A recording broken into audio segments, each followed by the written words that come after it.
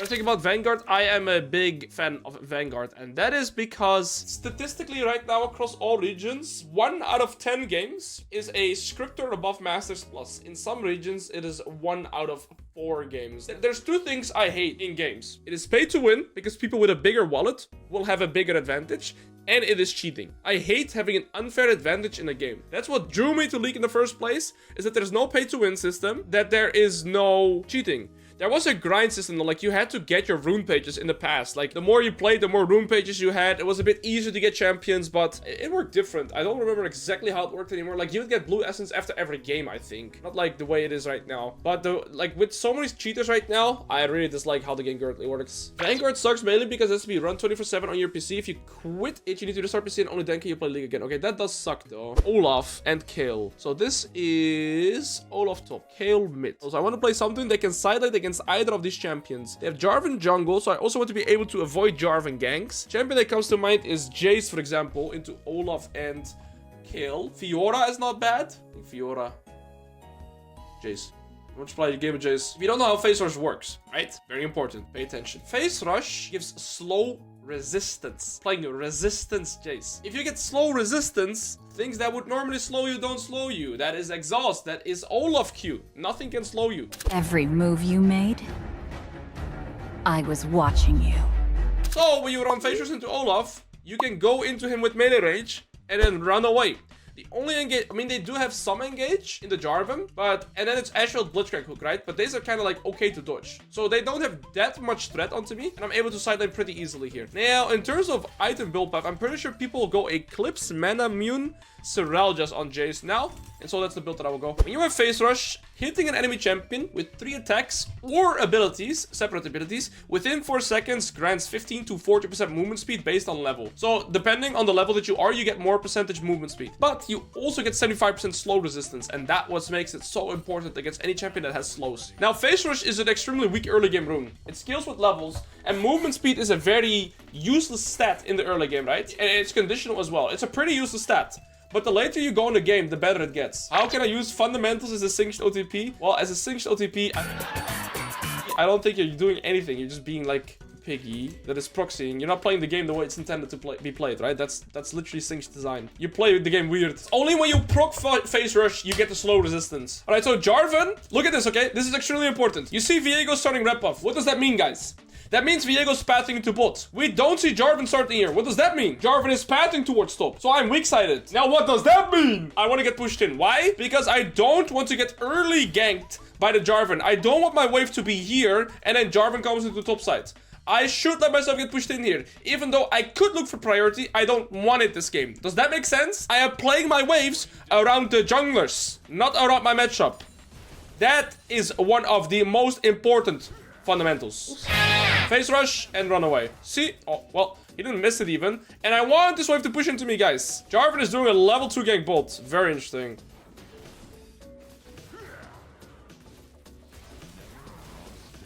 He has no X. And he has E.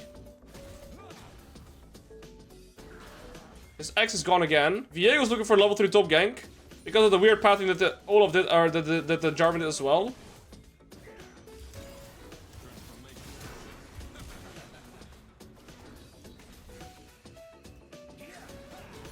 Beautiful. This wave is frozen pretty much, and the Olaf's game is pretty much over here. And that's why your early game jungle tracking and wave manipulation is always going to be the most important, guys. Your lane, very often, is decided in your first 4 waves. This Olaf pushed into me, but did not respect a potential level 3 Viego gank. And now he died without having teleport. The wave is pushing into me, so I get first blood, and he loses all the XP here. It's game over for him. At this point, I'm so far ahead that it's just really hard for the Olaf to do anything to get back. I need to make a mistake for Olaf to get back in the game. If I play clean from this point onwards, you see he got a 300 gold reset. Look at my reset. It is 900 gold. I am already 2 kills ahead in terms of gold, but I'm also XP ahead. If you're level up over your opponent, that is around 600 gold worth of sets as well. Okay, I'm moving here. What the f... I suck at the game. And Olaf might as well FF. Now, there's one feature in the game, guys. If you're not sure how it works, you see here when I click on my minion, it's 1% stronger here. That is because we collectively as a team right now have higher levels than our opponents. Somebody leveled up there. You see, Kale is level 5 to Side is level 4. So now I don't have the 1% anymore, but I had it earlier, right? So every time you are collectively ahead the levels over your opponents, you will get stronger minions. But guys, can Olaf play the game still? No, he did not know his first 4 waves. That is why I hammer so much, in hammer form, on fundamentals. Part of the fundamentals, in fact, one of the most important part is literally understanding your first 4 waves. When should I do a second wave crash? When should I do a 4th wave crash? When should I do a 3rd wave crash? Etc, etc. You see, Olaf still can play. Okay, Jarvan is here now.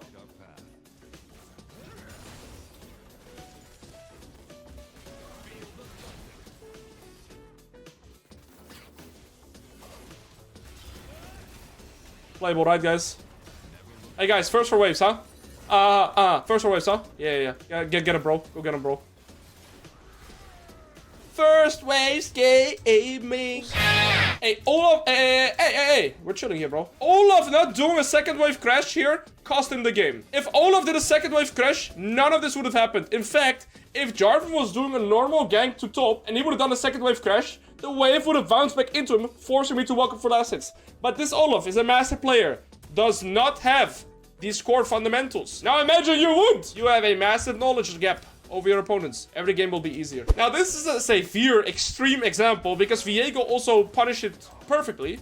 But this is what can happen. And now I kill Olaf on the bounce again. He has no flash. He has no ghost. He is level 4. I am level 6. I have an extra potion. I've got the face rush. I have item lead. Olaf can cry to mama. I can make a master player look like a bronze player because of understanding wave manipulation, reset timers, and general tracking better. Literally. And that's all knowledge. That has nothing to do with mechanics.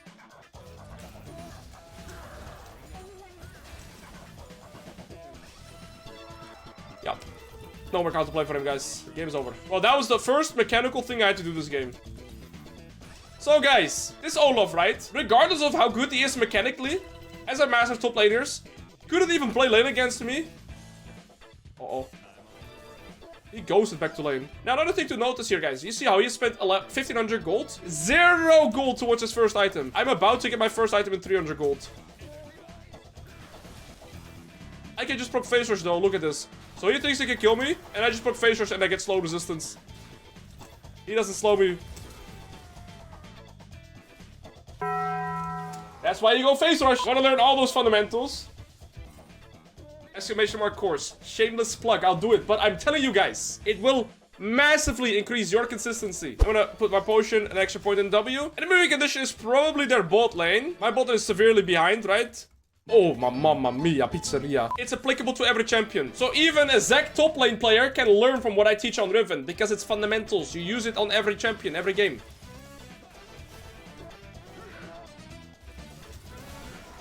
So there is one combo where I did. If you guys don't know how it works, you can use W in range form, the extra attack speed. And then, when you are in melee form, you still get the attack speed. Well, game's probably over now, though. When I'm ranged form, right? When you press W in range form, you get the attack speed, right? But you can also go to melee form and then hit 3 times very fast. Look, W. Dish, dish. Okay, well, I hit the main. Well, you get the point.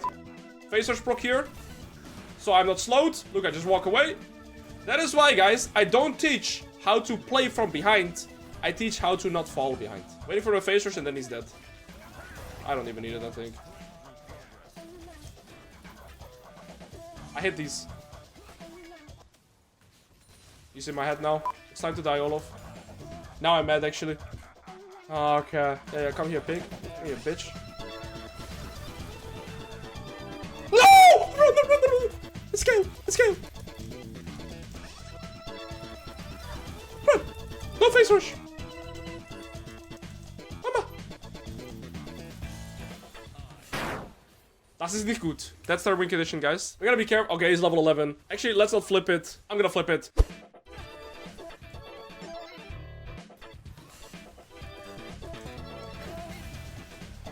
Face rush, run away. And she's out. Well, shit. Okay, we gotta keep the focus. This game's not won by any means yet. Okay, I thought my ear was clogged again for a second there with that song. What it was like, what it's doing, but okay. That was the first turret. We can fight here. Skarner's ult. I wait for him to use EQ. There we go. Skarner, you missed. Wait, he has armor. Dude, he has this and he's unkillable. I have phaser, so I don't do damage, I guess. You're kidding me, he's not dead. He had ignite as well. Okay. Skarner had ignite all the way. It's also kind of grief that he didn't use it. Because he didn't deny his healing. That's okay, we got him. We need 1.8k gold, that's a massive spike. I needed that. But this guy's getting me annoyed. This guy's like actually annoying me though. We went bot so I can play for the bot tier 1. Kill's probably gonna come, but she does not have flash and ult. So right now would be an amazing time for me to push my lead on the side wave here because she has cooldowns. And so I'm gonna try and tempo trap the kill here. So what I'll do is I'll push this wave. And if I'm kill, I'm either going mid or bot, but probably both. So I'm gonna walk out of range here and sneak in this boost. She doesn't see me. I'm not gonna hit the turret yet. I'm waiting for kill to walk up. No flash, no ult. There she is. Exactly. And I stroke it. And I get my assist here, and now we get pickaxe. See, I'm mechanically shit on my champion, guys. Don't let me play Jace. But yet, enemy top laner looks like this. When I play like Jace like this as well, though. Phase rush. That's why phase rush is so broken on Jace, guys.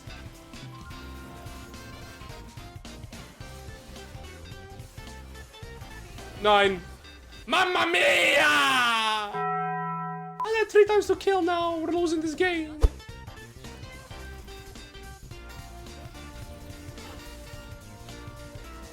Guys! I got an Astro Space here! We have a problem! I have...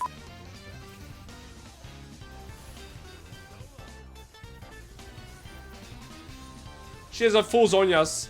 Because I gave her a kill and 2 turrets. Oh my days, I griefed so hard. And she's level 15. Kill is probably there as well. Olo flash, that's massive. Kill is there. Do I TP? I don't think so. I think my team should just run. I'll TP mid. Why do I TP? It's for tempo. Okay, I TP mid for tempo. I think my team was actually fine decision. She has Zhonya's as well. Mama. Mama, she's shit. Guys, I've created an issue. Legit, I've died 5 times, and it's all on kill. I don't know how I've played so disrespectful. It's kind of ridiculous how hard I grieved. The thing that we can do is we can try and make, like... Okay, they killed her. But that would be the best idea for me to split. So then Kill has to answer me. If Kill doesn't answer me, I can 1v1 one of these guys on the turret pretty much. Phase rush. Okay, we can get a lot here.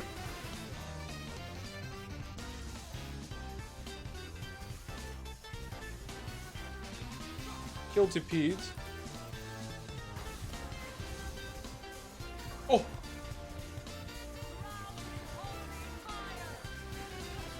Oh!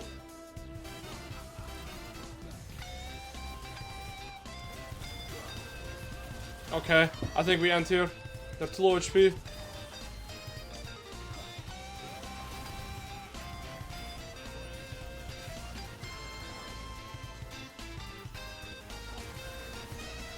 Okay, I think we dip. Okay, it's time to dip to the Nash.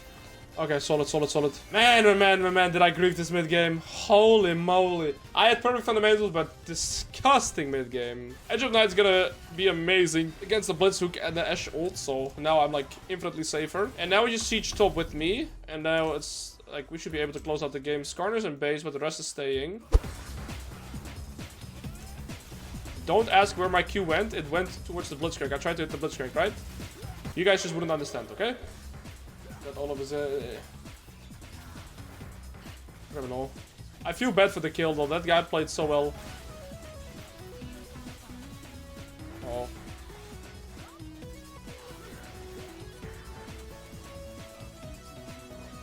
We gotta let the means do the work here. Dude, we can still play. We can play. We don't need to be so scared. We just need to come. Oh shit!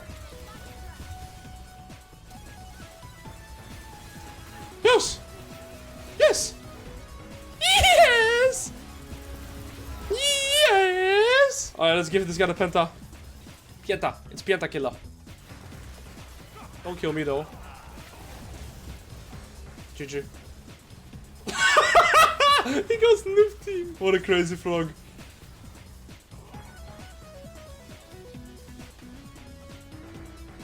Noob team. Noob team. Okay, I'll show you guys in early game what the Olaf should have done, okay? Are you guys ready for the yapping session? One of the biggest concepts that I teach is that you have to learn player waves, especially the early game waves, around the junglers and not so much your matchup. Whilst your matchup theoretically matters, you have to learn to play your wave in accordance to the junglers. And that is because junglers decide very often how your laning phase is going to play out. So in this game, as the Jace, what we see right here is that theoretically, Jarvan is pathing towards top. Jarvan is a strong early game jungler. Olaf is a strong early game top laner. And Viego is pathing towards bot. Very likely. Olaf has not done an early game ward. That should have been his first step in order to scout what is Viego is doing. If Olaf wants to look for priority in the early game, he should ward here, here, or here. Now, I've gotten my ward here. And so by a process of elimination, I do not see Jarvan starting here. Now, I know that Jarvan is pathing into top. As a result, I'm allowing myself to get pushed in this early game.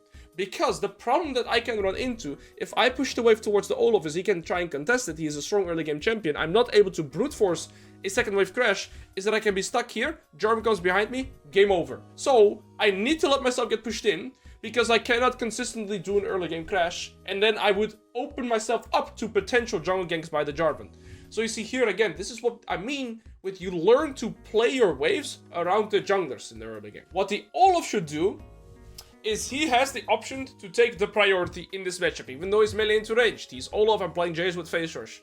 Now, Olaf can do a second wave crash, he can do a third wave crash, or he could do a fourth wave crash. The best option here for Olaf is to do a second wave crash. And that is because, and now you have to visualize with me, okay? If Olaf does a second wave crash, the wave will start bouncing back towards the Olaf. That does two things. First of all, when the wave starts bouncing back into Olaf, he is not gankable anymore because he is not forced to walk up for last hits. Second part of that is that I am going to be gankable because the wave of mine is pushing towards the Olaf, forcing me to walk up for last hits or get starved. If Olaf wants to both avoid a second, like an early game gank, and make me gankable, he does a second wave crash here, and my game is unplayable. Genuinely. If Jarvan paths to top. Because if he does a second wave crash, and the wave bounces back into him, I cannot play out the game. Literally.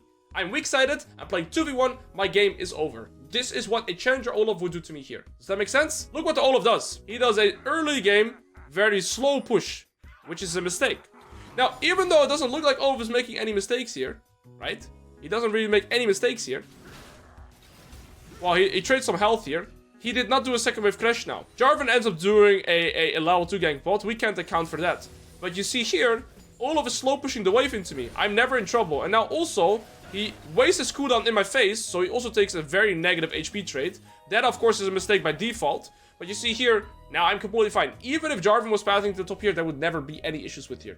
All he had to do was do a second wave crash.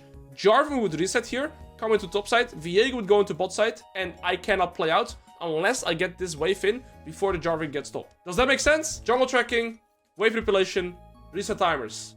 Those three used there kind of in harmony.